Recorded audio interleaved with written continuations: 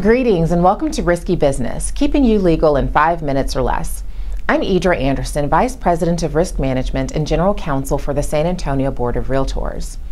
Well, times are still a little tough out there in the real estate market, but things are definitely turning around with a vengeance. And you know what that means: commission disputes.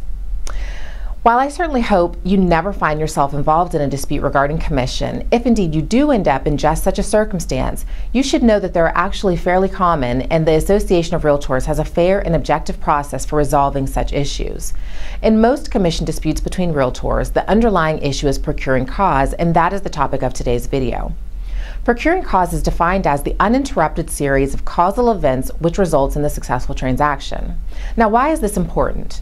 The concept of procuring cause is so fundamental to realtors because offers of compensation made through the MLS are actually offers to compensate the cooperating broker who is the procuring cause.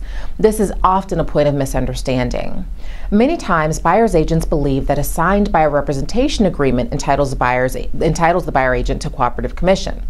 This is not the case. Establishment as procuring cause is what entitles the cooperating broker to the commission. So what are the individual elements of procuring cause? Let's break down the definition I gave you.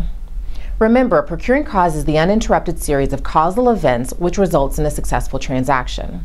Therefore, there must be a series of causal events.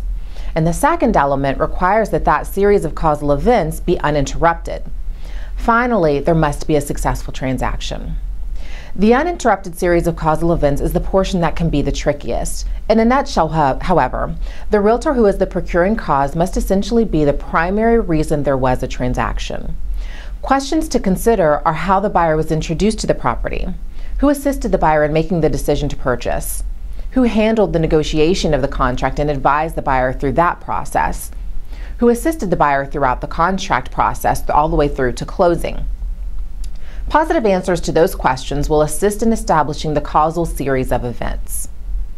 Finally, there must be a successful transaction. There has to be a closing of a sales contract or execution of a lease.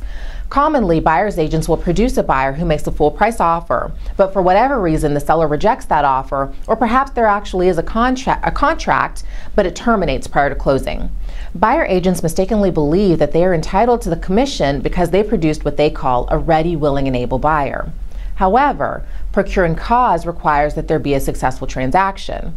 So in those examples, the buyer agent would not be entitled to the cooperative compensation offered through the MLS. As you can see, there are lots of twists and turns in the area of procuring cause, but not to worry. If you have questions, as always, please feel free to call me at the board. I will always answer and return calls whenever possible.